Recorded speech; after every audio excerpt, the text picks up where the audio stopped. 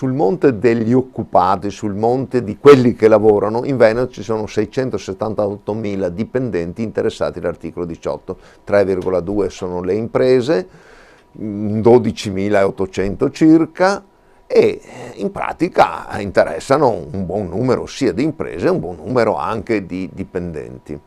Ma è questo il problema dell'economia del Veneto? No, come non lo è per quella nazionale.